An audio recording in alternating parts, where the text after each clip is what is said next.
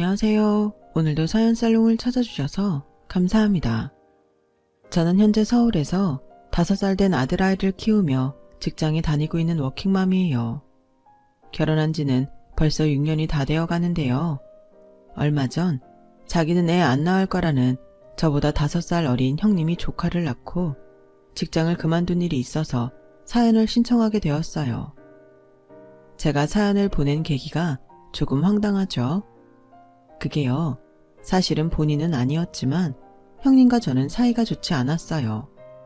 시댁은 남편을 포함한 아들만 둘이 있는 집이었는데 남편의 형이자 아주버님은 비혼주의는 아니지만 30 후반이 다 되도록 짝을 찾지 못해 꽤 오랜 시간 며느리는 저 혼자뿐이었죠. 그랬기 때문에 저는 은근 저와 죽이 잘 맞는 형님이 시집 왔으면 하는 바람이 있었어요. 그런데 유감스럽게도 아주버님은 여자 보는 눈이 거의 장님 수준이더군요. 왜 남자들은 1살이라도 더 어리고 예쁘면 좋다고 하잖아요. 거기에 어느 정도 능력까지 있으면 땡큐라고 하더니 딱 그런 여자를 데려온 거예요. 하지만 시부모님은 반쯤 포기한 장남이 저보다 어리고 능력 있는 며느리를 데리고 왔다고 좋아하셨고, 일부러 아기를 갖고 그런 건 아니시겠지만 큰 며느리를 예뻐하느라 저한테도 상처를 많이 주셨어요. 저보다 5살 어린 형님은 나름 큰 회사에 다니고 있었고 집안도 꽤나 잘 살고 있었는데요. 저도 처음엔 형님 같은 조건의 여자가 굳이 왜 우리 아주버님이랑 결혼했을까 하는 의구심이 들었어요. 그런데 시댁에 처음 인사 왔을 때 딱 알겠더군요. 성격이 세도 너무 셌어요. 뭐 고분고분할 필요까진 없지만 그래도 결혼을 할 생각이라면 대개는 시댁 식구들에게 잘 보이려 노력하는 성의는 보이잖아요. 하지만 형님은 그럴 마음이 아예 없는 것 같았어요. 거기에 아주버님까지 형님을 떠받들고 사시니 누군가 나서서 말도 못할 노릇이고, 점점 시간이 갈수록 집안 분위기가 저까지 형님을 배려하고 극진히 모셔야 하는 그런 웃기는 분위기가 돼버리더군요. 그런데 형님이라는 여자는 그걸 부담스러워하지도 않았어요. 은근히 그걸 즐기는 눈치였고 더 나아가 저를 무시하기 시작했는데요. 아마도 자기처럼 직장에 다니지 않고 집에서 살림하고 애만 키우는 저를 능력이 없다고 판단한 듯 보였죠. 동서? 내가 나이가 더 어린데 말을 이렇게 놔도 되나 모르겠네? 혹시 기분이 나쁠까? 아니요, 괜찮아요. 그래? 그렇다면 다행이고, 내가 회사에서도 과장급이라 아랫사람한테 말을 놓는 경우가 많아서 반말이 편해. 원래 미국에서는 나이 상관없이 바로 반말하잖아. 그런데 동서는 원래 직장생활 안 했어? 아니면 결혼하고 그만둔 건가? 아, 결혼 전에 직장에 다니다가 잠깐 쉬고 있을 때 그 일을 만나서요. 원래는 애 갖기 전에는 다시 일을 할 생각이었는데 저희 민재가 바로 생겨서 계속 일을 쉬게 됐어요. 아, 그럼 뭐 이젠 다시 일하긴 어렵겠네. 요즘 웬만한 좋은 회사들은 들어가는 게 입시보다도 더 어려워. 나도 지금 회사 들어가려고 얼마나 노력을 했는데. 뭐 그만큼 대우도 잘해줘서 지금은 보람있지만 내 주변에선 우리 회사 들어오고 싶어서 난리야. 형님은요, 나는 그 업계에서 알아주는 광고회사에 다니고 있었어요. 그리고 잘난 척하는 꼬라지 보기는 싫었지만 그 회사에 들어가는 게 어렵다는 건 저도 너무나 잘 알고 있었는데요. 사실 저도 광고회사에 꽤 오랫동안 근무한 사람이라 잘 알고 있었거든요. 굳이 따지자면 형님이 다니고 있다는 그 회사의 경쟁사가 제가 다니던 회사였어요. 그리고 어차피 현역도 아니라서 말하는 것도 우스운 것 같아 일부러 말을 안 했는데, 저도 나름 잘 나가는 사람이라 직책도 높고 연봉도 많았죠. 게다가 형님은 자신을 커리어 우먼이라고 당당하게 소개할 정도로 자기애가 넘쳐 흘렀는데요. 자기 관리에도 엄청 신경을 쓰는 눈치였어요. 저도 솔직히 자기 관리하는 여자 멋있다고 생각하기에 형님의 그런 점을 나쁘게 보진 않았는데, 형님은 제가 아이 낳고 저 자신을 꾸미지 못하는 걸 보고는 한숨을 쉬며 이렇게 말하더군요. 나는 이래서 여자들이 결혼하면 망가졌다는 소리를 듣는다고 생각해. 동서, 아무리 집에만 있다고 해도 옷도 좀 신경 써서 입고 운동도 하고 그래. 우리 그이한테 들으니 서방님이 그래도 못 버는 것도 아니던데. 동서 그러다 서방님이 한눈이라도 팔면 어쩌려고 그래. 네? 무슨 그런 말을 해요. 걱정돼서 하는 말이지. 솔직히 형님의 그런 선 넘는 말은 너무 어이없고 화가 나서 더는 아무 말도 하고 싶지 않았어요. 나이는 어리지만 손윗사람이라 반말 찍찍하는 것도 겨우 봐주고 있는데 저런 싸가지 없는 말까지 생각 없이 하다니 너무 불쾌했죠. 그런데 나는 그래서 최대한 아이는 늦게 가질 거야. 뭐 굳이 가져야겠다는 생각도 없고 어차피 민재가 있으니까 난 동서처럼 절대 그렇게는 못 살 것 같아. 아, 동서는 대학 어디 나왔어? 대학을 나오긴 했지? 오해는 하지 말고 그냥 안타까워서 그래. 동서도 그러지 말고 애도 이제 어린이집 다니는데 어디 마트라도 취직해. 그리고 맨날 이런 푹 퍼진 일상복만 입지 말고 나 봐 얼마나 세련됐어. 형님이라는 여자는 능력은 있을지 모르지만 인성은 바닥이었어요. 거기에 시어머니가 은근히 아이를 기다리는 눈치셨는데 형님은 시부모님께도 저에게 말하듯 아주버님과 이미 합의하고 각서까지 썼다며 당분간 아이는 갖지 않을 거니 기대도 하지 말라고 딱 잘라서 말하더군요.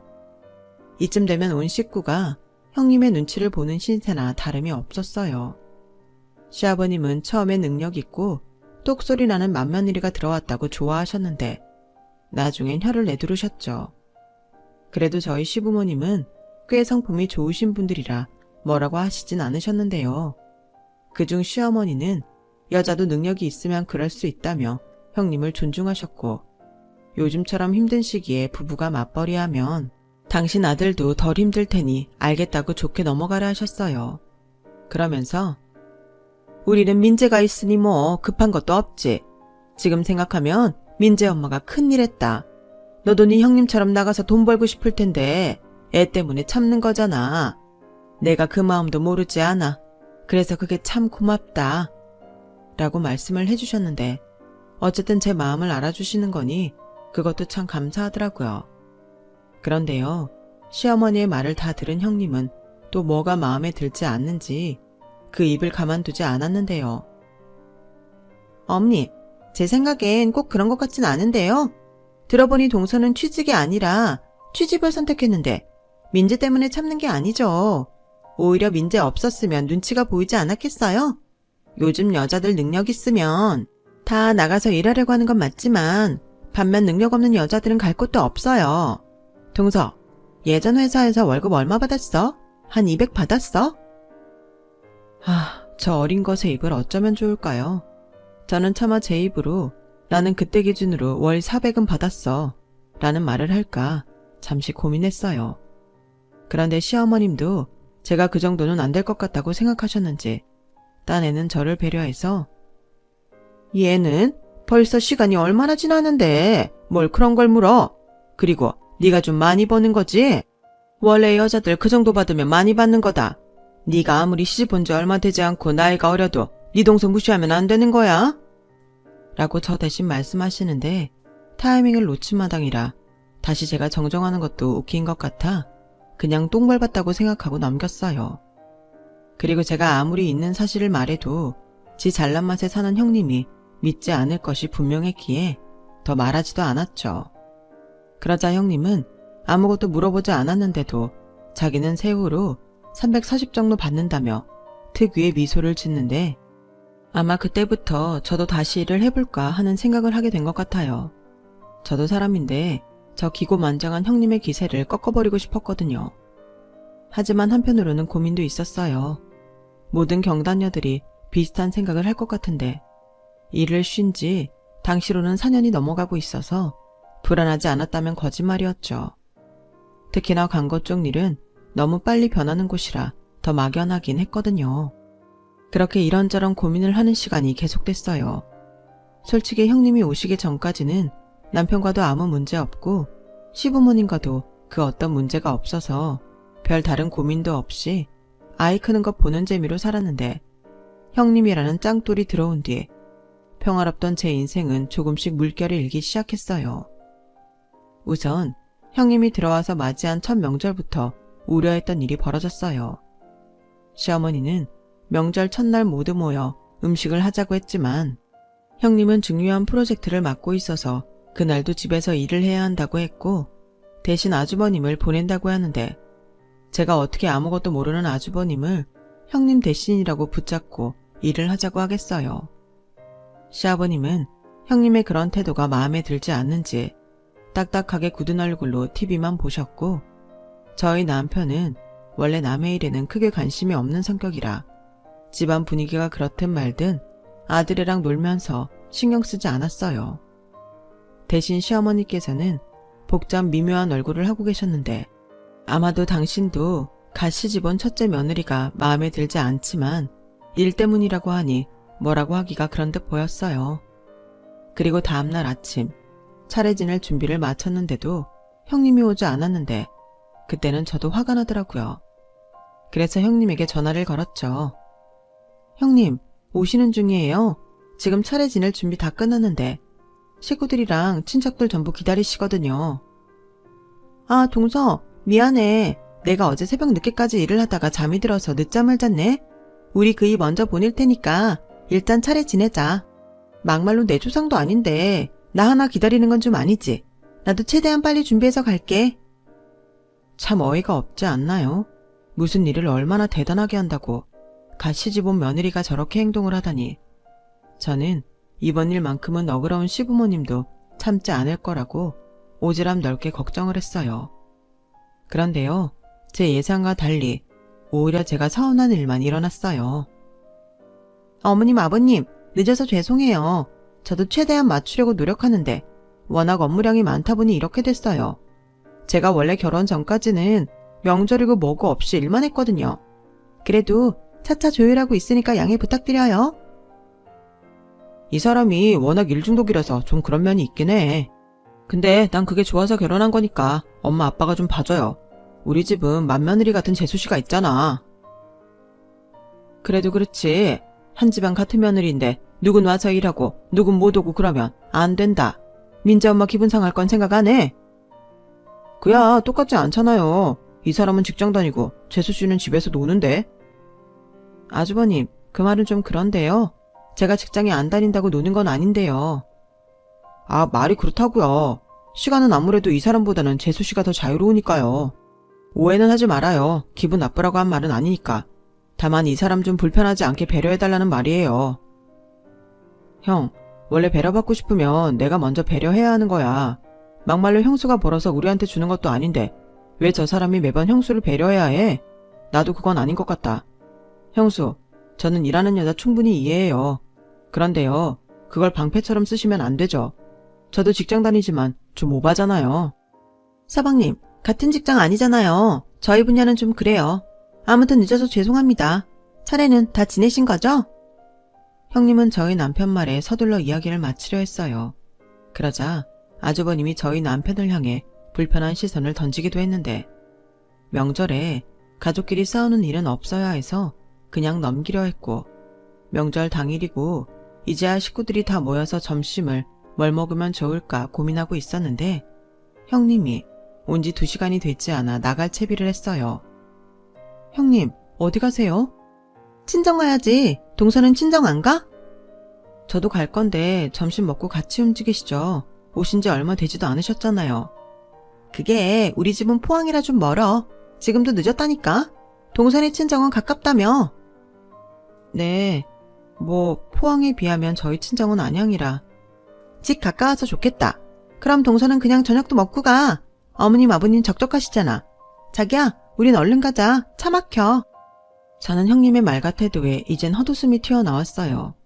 그러면서 시부모님께는 100만 원씩 넣은 분봉투를 각각 드렸는데 돈을 받으셔서 그런 건지 저희 집에 비해서 거리가 먼 사돈댁을 생각해서인지 시부모님은 뭐라고 하지도 않으셨고 시어머님은 제가 전날 힘들게 준비한 명절 음식까지 바리바리 싸서 형님 손에 들려줬어요.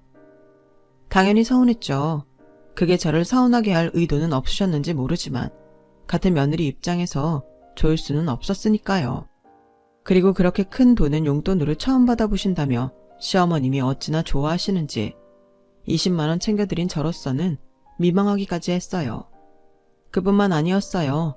김장날에도 그놈의 일 때문에 자기는 시간 내기 힘들다며 아주버님 손에 김치통만 들려보냈는데 시어머니한테는 못 가져 죄송하다고 백화점 스카프를 선물로 같이 보냈더라고요. 이쯤 되면 그냥 돈으로 다 떼오겠다는 심보로 보였고 앞으로도 매번 일핑계로 이럴 거라는 게 뻔했어요. 게다가 시어머니는 뭔가 받아서 그런 건지 당신도 다 아시면서도 매번 저한테만 참으라고 하셨고 시어머님이 저러니 저는 자기 아랫사람이니 보이지도 않는 것 같더군요. 그리고 이 얌체 형님은 어쩌다 가족들이 모여 외식이나 나들이를 가면 아주버님도 있는데 꼭 자기가 계산하면서 온갖 생색은 지 혼자 다 냈어요. 그러다 시아버님의 환갑이 되었죠. 저는 당연히 어디 좋은 곳에 가서 식사를 한다던가 가족들이 여행을 간다던가 하는 계획을 세우고 있었는데 이젠 며느리가 저 혼자가 아니잖아요. 내키지는 않았지만 형님께 전화해서 상의를 하려 했었죠. 아버님 환갑? 아직 환갑 전이셨어? 난 진작에 지나신 줄 알았는데? 아버님 연세 그렇게 많지 않으세요. 어머님도 환갑 되려면 4년은 더 있어야 하는걸요. 그나저나 요즘 환갑은 잔치까지는 하지 않으니까 가족끼리 여행 가는 건 어때요? 제주도도 좋을 것 같은데. 에이, 무슨 제주도 시시하게. 그냥 베트남이나 대만 같은 데 가자. 경비는 내가 낼게. 아니에요. 자식이 둘인데 같이 해요. 저 그 정도 돈은 있어요. 아니야. 괜히 뱁새가 황새 따라가다가 가랑이 찢어지지. 그 돈으로 민재 백화점에서 옷이라도 사다 입혀. 지난번에 보니까 옷이 너무 후줄근하더라. 요즘 엄마들 애 옷도 엄청 신경 써서 입힌다고 하던데 동서도 신경 좀 써. 아무튼 내가 알아서 할 테니까 동서는 내가 시키는 대로만 해. 어때? 나 같은 형님도 없지? 저도 사람이 꼬여서 그런 건지 형님의 말에 하나도 고맙지 않았어요. 좋은 의도로 그렇게 말하는 게 아니라는 걸 제가 모르지 않았으니까요. 그리고 더 기분 나쁜 건 제가 친구들이랑 여행이라도 가거나 조금 좋은 물건을 사기라도 하면 득달같이 손이 노릇을 하려 했어요. 동서는 나보다 나이도 많으면서 참 생각이 없다. 외벌이로 살면 한 푼이라도 더 아낄 생각을 해야지. 밖에서 힘들게 일하는 서방님 생각은 안 해? 우리 서방님 너무 불쌍하다. 그래서 내가 어디 마트라도 가서 일하라고 한 거야. 서방님이 나중에 괜히 이런 걸로 트집 잡으면 그땐 어쩌려고. 어쩌긴 뭘 어째요. 만약 남편이 그런다면 저는 뒤도 돌아보지 않을 건데요. 게다가 형님은 제가 무슨 남편이 벌어다주는 돈으로 사치를 하는 것처럼 사람을 몰았지만 대개 그런 것들은 순수한 제 수입으로 하는 경우가 대부분이었어요. 저도 아이 어린이집에 가면 그냥 보내는 시간이 아까워 얼마 전부터 직장 다닐 때 알던 사람들 소개로 여기저기 원고를 써주거나 관련 기사들 번역해서 정리해주는 등 나름 필요한 돈은 벌어서 썼거든요. 그래서 당당하게 말했죠. 형님, 이건 제가 집에서 일해서 번 돈으로 산 거예요. 저희 그이 생각해주는 마음은 알겠는데 그런 거 아니니까 다음엔 자제 좀 해주세요. 어머, 그랬어? 난 또 그래도 동서 대단하다. 집에서 하는 일이 거기서 거기일 텐데 티끌 모아 태산도 아니고 언제 이렇게 모았어? 하기사 사람이 잘하는 것도 있지. 기분 나빴다면 미안해. 형님은 전혀 말과 다르게 미안한 기색 없이 그렇게 말했어요. 그리고 저도 마음이 꼬일 대로 꼬여서인지 언제고 저런 형님을 밟아줘야겠다고 다짐하게 되었는데요. 그래서 계획보다는 이르긴 했지만 복직하기 위한 준비를 하기 시작했어요. 이력서는 물론이고 제가 진행했던 모든 것들을 모아 포트폴리오로 정리를 하기 시작했죠. 그리고 자연스레 전에 같이 일했던 사람들에게 복직할 계획을 알렸고 평소 관심 있던 회사에는 이력서도 보내면서 진심으로 재취업을 하기 위한 시동을 걸었어요. 나는 자기 민재 초등학교나 보내고 일 다시 했으면 좋겠는데 왜 갑자기 다시 일을 한대? 설마 내가 벌어다 주는 돈이 부족해?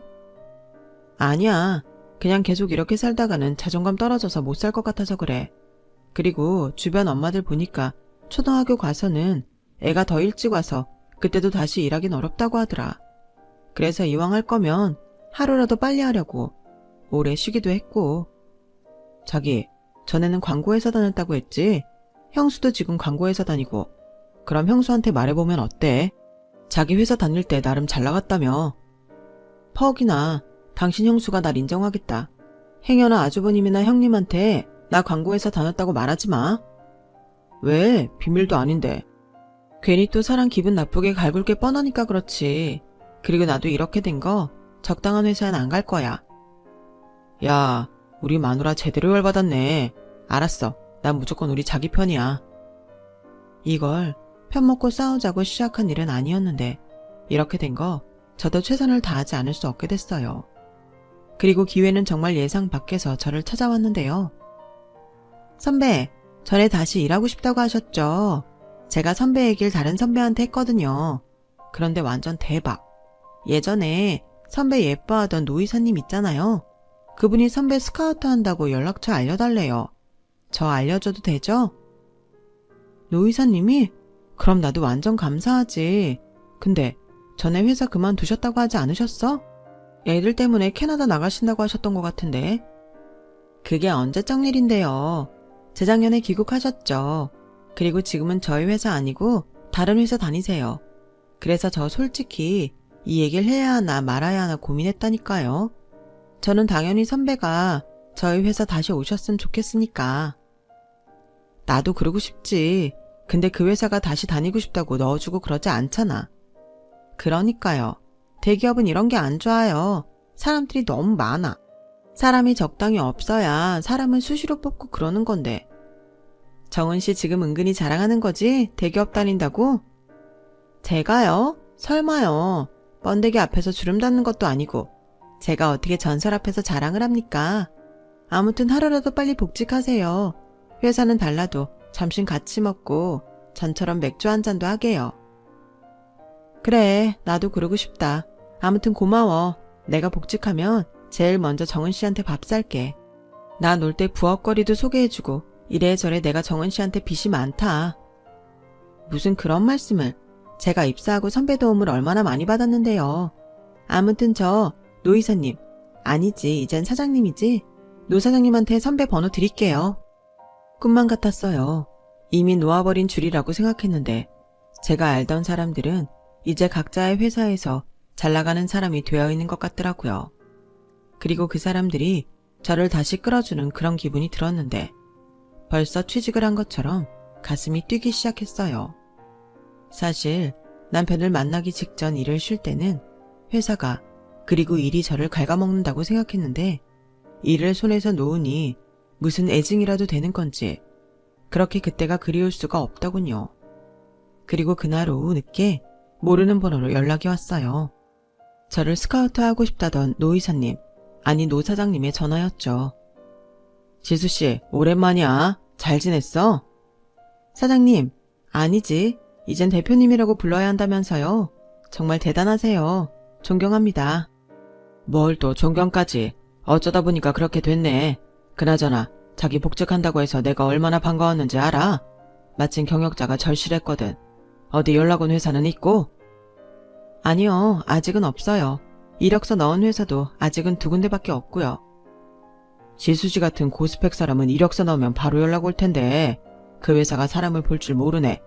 그래서 난 그런 절차 다 떼고 무조건 우리 회사 와달라고 떼쓰려고. 그래서 하는 말인데 지수씨 포트폴리오 있지? 그거 나 좀 보내줘. 아무리 대표라고 해도 그 정도는 보여줘야 명분이 있지. 이번에 우리 회사가 진짜 중요한 프로젝트가 있거든. 이게 다른 해외국가 사업이랑도 연관이 있어서 사활을 걸고 진행하는 일이라 요즘 내가 너무 힘들다. 와서 나 좀 도와줘. 제가 도움이 된다면 당연히 그러고 싶죠. 다른 사람이 하는 말도 아닌데요. 그나저나 지금은 어디 회사에 있으세요? 대표님이시니까 창업하신 거예요? 아우, 내가 그럴 배짱이 어딨어. 나도 여기 스카우트지. 땡땡땡땡이야. 놀랐지? 말을 듣고 깜짝 놀랐어요. 그 회사가 제가 다니던 회사의 경쟁사이자 지금 형님이 다니는 회사였거든요. 아무리 같은 분야 회사라도 형님과 같은 회사에 다닐 생각은 해본 적이 없던 저였는데 솔직히 좀 당황했죠. 그래서 말을 잇지 못하고 있으니 먼저 말씀을 꺼내셨어요.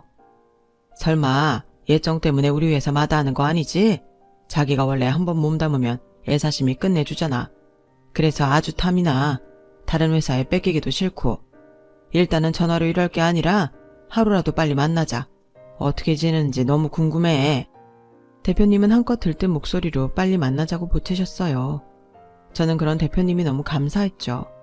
그래서 바로 다음 주에 만나기로 약속을 했고 회사 건물에 위치한 카페에서 보기로 했는데요. 워낙 바쁘신 분이라 어디 멀리서 보기도 어렵다고 하셔서 제가 무조건 맞추겠다고 했어요. 그러면서 이왕이면 형님은 마주치지 않았으면 좋겠다는 마음으로 나름 신경 써서 멋도 부리고 오랜만에 회사 건물들이 있는 그곳으로 나갔는데요. 무슨 타임머신이라도 타고 온 듯 옛 기억이 새록새록 올라와 기분이 묘하더군요. 물론 그 사이 변한 것도 많지만 무엇보다 경쟁사 건물에 들어가니 그 기분이 남달랐어요. 그리고 저는 약속 시간보다 빨리 간 편이라 커피를 시켜놓고 한참 사람 구경을 하고 있었는데요. 옛 생각도 나서 그런지 재미있어서 시간 가는 줄도 몰랐어요. 그리고 그때였죠. 아직은 결정 난 것이 아니니 이왕이면 마주치지 않았으면 하는 형님이 저를 발견했는지 저를 향해 다른 동료들과 성큼성큼 다가왔어요. 그리고 아주 기분 나쁘게 제가 자기 회사에 차려입고 나타난 것이 안 입고 온 듯 이렇게 말했죠. 어머, 이게 누구야? 동서잖아. 동서가 여기 무슨 일로 왔어? 설마 커피 마시고 싶어서 여기까지 혼자 온 거야? 애는 어쩌고. 아줌마가 거기 그러고 있으니까 진짜 튀는 거 알아? 그래요. 제가 있는 게 튀나 봐요. 그런데 다른 사람들은 신경 안 쓰던데. 형님도 저 신경 쓰지 말고 볼일 보세요. 혼자 오신 것도 아니잖아요. 아니, 내 말은 동서가 여기 올 일이 없잖아. 그래서 궁금해서 묻는 거야. 솔직히 여긴 동서 같은 사람이 와서 자리 차지하고 있으면 좀 그렇거든? 네? 저 같은 사람이 와서 자리 차지하고 있으면 안 된다고요? 여기가 뭐 그렇게 대단한 곳이에요? 뭐? 지금 나랑 농담해? 그럼 대단하지. 물론 여기가 꼭 우리 회사 사람들만 쓰는 곳은 아닌데 눈 있으니까 둘러봐. 여기 대부분 나처럼 사원증 걸고 있잖아. 사원증이 무슨 대단한 증표라고. 저도 일 있어서 온 거예요. 그러니까 신경 끄고 커피나 마시고 가세요. 동서, 말이 좀 그렇다? 그래도 내가 손이 형님인데 밖이라서 뭐 계급장 떼고 붙어보자는 거야? 나 솔직히 좀 그래. 여기가 동서처럼 애엄마가 올 곳은 아니잖아. 무슨 일로 왔는지 모르지만 알고 싶지도 않아. 뭐 그저 그런 일이겠지. 그런데 이 회사에 내가 다니는 건 알고 있잖아. 그럼 적어도 여긴 오지 말아야지. 사람 쪽팔리게. 보니까 커피 다 마신 것 같은데 조용히 자리 옮겨. 그 만나기로 한 사람한테 다른 데서 보자고 해. 여기 내 얼굴 아는 사람 많거든? 사람 그만 망신시키고 가라고. 저는 너무 기가 막혔어요. 처음엔 그냥 유치하다고 넘기는 수준이었는데 이건 선을 넘어도 아주 제대로 넘은 거잖아요. 그래서 이번엔 정말 그냥 넘어가지 말아야겠다고 생각하던 찰나 저를 이곳에 부른 대표님이 제 이름을 부르며 나타나셨어요. 지수씨, 빨리 왔네. 잠깐만 기다려. 음료 주문하고 갈게. 봤죠? 내가 여기서 만나기로 한 사람. 설마 자기가 다니는 회사 대표님도 모르는 건 아닐 테고 대표님이 보자고 하시는 거라 내가 다른 곳에서 보자는 말을 못하겠네요. 뭐야? 동서가 왜 우리 회사 대표님을 만나? 그리고 대표님이 어떻게 동서 이름을 알지? 왜긴요. 원래 알던 사이니까요. 전 직장에서 저를 예뻐해 주시던 이사님이셨어요. 제 말에 형님은 얼빠진 얼굴로 그 자리에서 굳어버렸어요. 그뿐만 아니죠.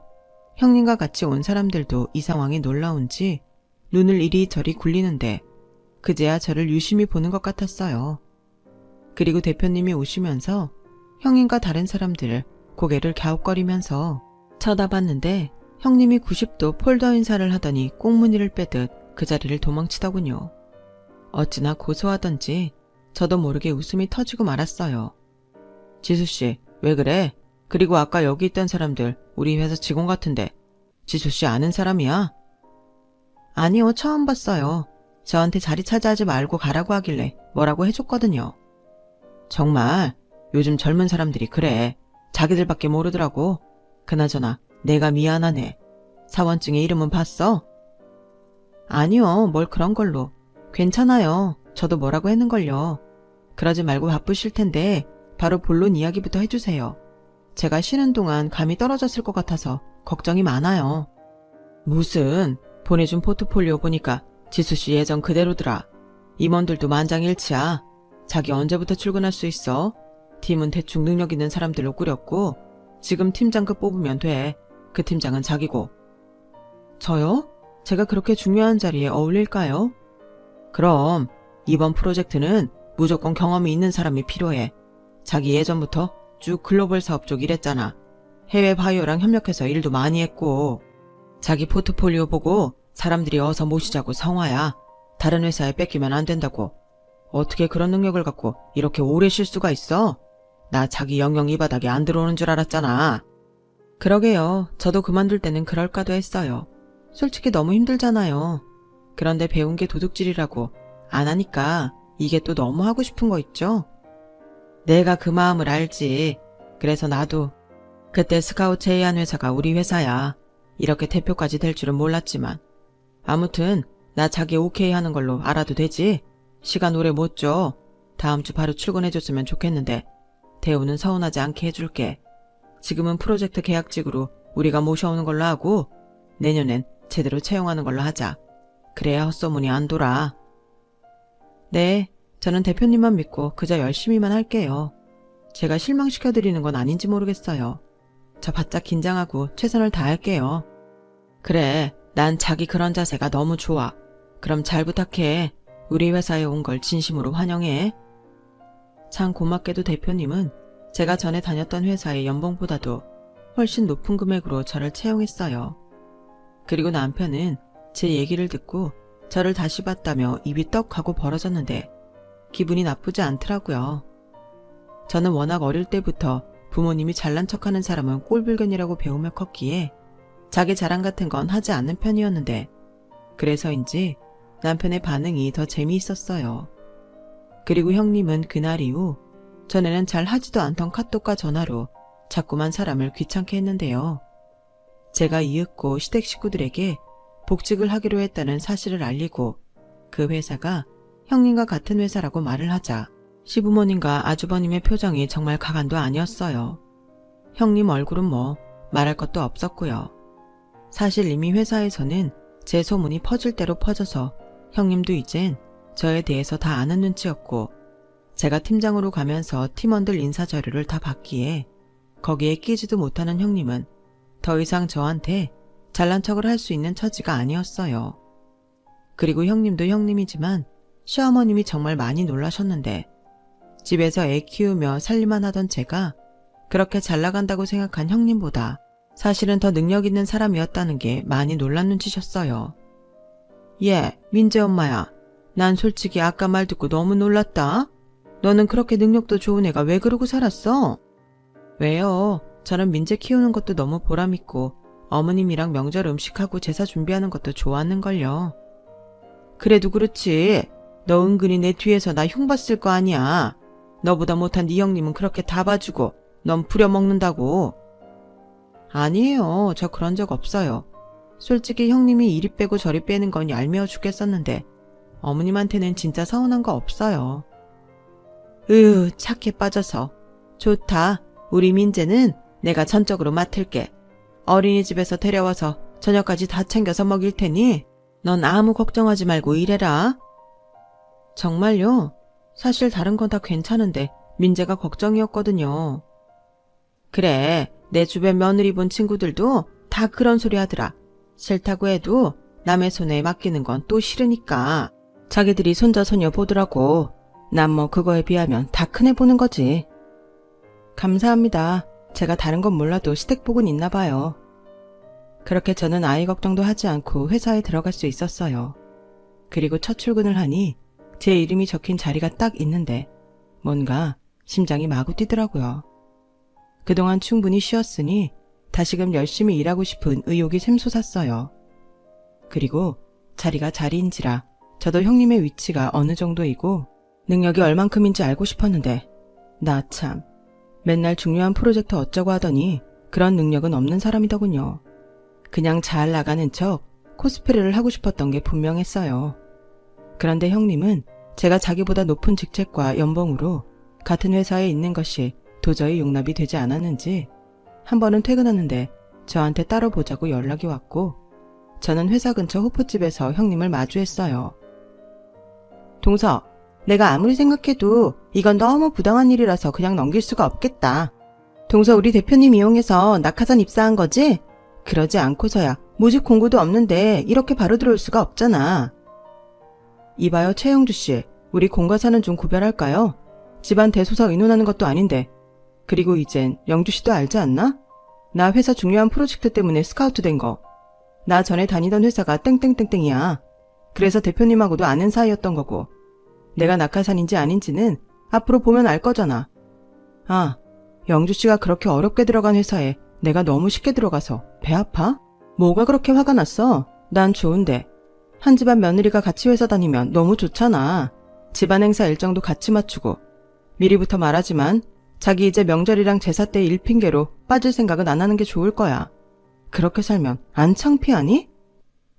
형님은 180도 바뀐 제 태도에 얼굴이 금방이라도 폭발할 것 같이 벌개졌어요. 그리고 씩씩거리며 그 뒤에는 아무 말도 하지 못했는데 그렇게 통쾌할 수가 없더군요.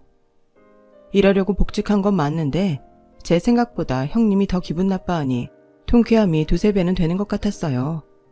그렇게 자기 다니는 회사 들어가기 힘들다고, 자기는 거기서 중요한 일을 맡고 있어 바쁘다고 온갖 잘난 척을 다 했는데 제가 한 방에 자기보다 더 중요한 업무를 맡으며 회사에 들어가니 모르긴 몰라도 배알이 많이 꼬인 것 같았어요. 그리고 이 앙큼한 게 제가 업무상 필요해서 회사 내 업무용 메신저로 필요한 파일을 가지고 내 방으로 오라고 지시를 했는데 오전 시간이 다 가도록 오지 않는 거예요. 사실 이런 건 일하면서 생각할 수도 없는 일인데 형님은 사적으로나 공적으로나 참 마음에 들지 않는 사람이었어요. 그래서 형님이 속한 부서장에게 이 사실을 말했고 그제야 5분도 되지 않아 형님이 쭈뼛쭈뼛 모습을 드러내더군요. 저는 굉장히 화가 난 얼굴로 형님을 맞이했어요. 그리고 제 특유의 업무용 말투로 말했죠. 최영주 과장, 내가 지시한 지 얼마나 됐지? 과장 딱지는 뭐 사다리 타기에서 단 건가? 사람이 왜 그래? 아, 회사에서는 초면인데 내가 바로 말을 놔서 불쾌한가? 아니요, 괜찮습니다. 내가 여기 와서 반말만 쓰다 보니 그래. 자기가 이해해. 그리고 나는 말이야, 싸가지 없는 건 용납해도 일 못하는 건 용납 못해. 내가 이 파일 없어서 다른 일을 못했잖아. 내가 하루에 처리해야 할 일이 얼마나 많은 줄 알아? 사람이 책임감을 갖고 일을 해야지. 내가 처음이고 집안 식구니까 이번 한 번은 그냥 넘어가주는 줄 알아. 이제 그만 나가봐. 저는 바쁘기도 하고 더는 할 말도 없어서 형님한테 나가보라고 했어요. 그런데 형님은 저한테 할 말이 있는 건지 도통 나갈 생각이 없었고 우물쭈물 하는 것 같더니 이내 제 눈치를 보며 이런 말을 하더군요. 저기 팀장님, 그동안은 정말 죄송했습니다. 팀장님이 알고 보니까 여기 바닥에서 유명하시더라고요. 저는 그것도 모르고. 됐어. 예전에 유명했던 게 뭐 대수라고. 앞으로가 중요하지. 그런데 들었다고 하니까 하는 말인데 나 일 못하는 사람 진짜 싫어해. 받아간 월급만큼 일은 해야지. 아무리 우리 팀에 들어올 능력은 아니라지만 오늘처럼 내가 지시 내리면 일 처리는 빨리 부탁해. 앞으로 지켜볼 테니 유념하라고. 네, 죄송했습니다. 할 말 다 했으면 가봐. 저는 형님을 나가라고 하고 문이 닫히자 기분이 묘했어요. 그러게 사람이 처음부터 마음보를 착하게 먹었으면 얼마나 좋아요. 같은 회사에 저라는 빽이 생기는 건데.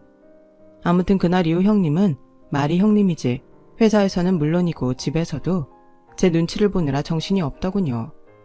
전에 같으면 커리어 우면 행세하며 있는 생색 없는 생색을 다 내고 하기 싫은 건 회사 핑계로 빠졌을 형님이었는데 제가 딱 버티고 있으니 그야말로 꼬리 내린 개가 따로 없었어요. 저도 저지만 저희 시부모님이 그 점을 제일 괘씸해 하셨고요. 그 덕에 저는 입지가 올라가고 형님은 집에서도 다른 가족들 눈치를 보는 꼴이 되었는데 나중엔 좀 미안한 기분도 들더군요. 꼭 제가 형님을 그렇게 만든 것 같아서요. 그런데요, 아무리 생각해도 저는 제가 잘못한 건 없는 것 같아요. 자기 자신을 그렇게 만든 건 형님 본인이죠. 저는 맹세코 일부러 형님을 곤란하게 하거나 괴롭힌 적이 없어요. 이런 말이 이런 상황에 맞을지 모르겠는데 자기가 판 무덤에 자기가 묻힌 꼴이 된 거죠. 그 뒤 저는 일부러라고 할 것도 없이 평소처럼 똑같이 열심히 일했어요. 저도 제 능력을 높게 평가해준 회사에 보답을 해야 했으니까요. 그래서 형님 생각은 정말 1도 하지 않고 공과 사를 딱딱 구별했는데, 그러다 한 번은 시어머니 생신으로 형님 내외와 같이 모이게 됐는데 문득 이런 생각이 들더군요. 저 철없는 형님이 이번 기회로 사람을 겉모습만 보고 무시하는 그런 못된 습관은 버렸으면 좋겠다고요. 그리고요, 이젠 저도 직장이 있는 사람이다 보니 시어머님이 생신 때 벼르던 명품 백을 하나 선물해 드렸는데 시어머님이 어찌나 좋아하시는지 남편이 그러더군요. 요즘 우리 엄마가 자기 자랑을 얼마나 하고 다니는 건지 민재 데리러 갈 때마다 사람들이 자기 그렇게 잘 나가냐고 나한테 물어봐. 하기사, 예전 자기 생각하면 믿기는 어렵겠지. 그래? 그래서 자기는 뭐라고 했는데? 뭘 뭐라고 해, 맞다고 했지. 내 마누라가 좀 잘 나가잖아. 저 말을 듣는데 새삼 형님이 고마웠어요. 형님의 그런 갈굼이 없었다면 저는 이렇게 빨리 복직 생각을 못했을 거잖아요. 지금 생각하면 사람의 일은 참 알 수 없는 것 같아요. 그리고 형님은 예전과 달리 이젠 회사에서도 시댁에서도 제가 싫어하는 행동은 일치하지 않는데요. 이젠 명절이나 제사 전날이면 제가 뭐라고 하지도 않았는데 자기 혼자 장도 다 보고 저보다 일찍 시댁에 가서 일을 해요. 어머 형님, 일찍 오셨네요. 벌써 준비 다 하신 거예요? 같이 하시지. 아니에요. 그동안은 동서가 다 했으니까 이젠 저도 해야죠. 형님, 말씀하시는 대로 편하게 하세요. 여긴 회사가 아닌데. 이게 편해서요. 그리고 오늘은 여기서 자고 내일 아침에 차례 준비도 하려고요.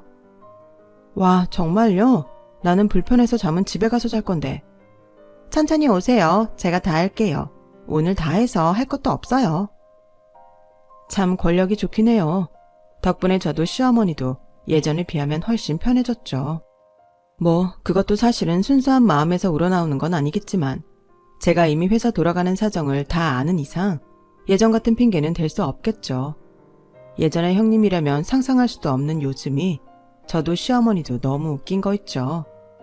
그리고요, 자기는 몸만 가진다고 애 가질 생각도 없다고 하더니 어느 날 형님은 임신했다고 식구들한테 말했고 출산할 즈음엔 회사도 그만둘 생각이라고 했어요.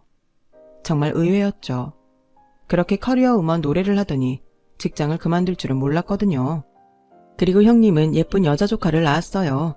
저는 아들이 있어 그런지 딸이 참 예쁘더라고요. 생긴 건 아주버님을 많이 닮았는데 부디 성격은 형님을 닮지 않았으면 좋겠네요.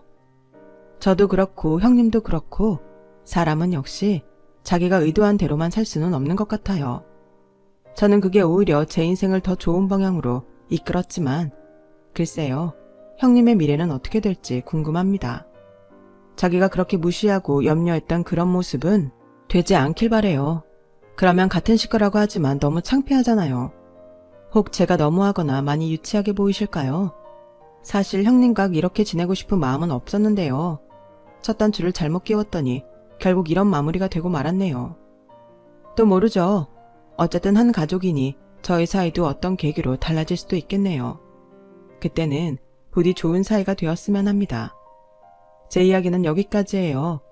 모쪼록 여러분들은 소중한 가족들과 불화 없이 화목하게 지내시길 진심으로 바랍니다. 그럼 지금까지 제 사연을 들어주셔서 대단히 감사드려요.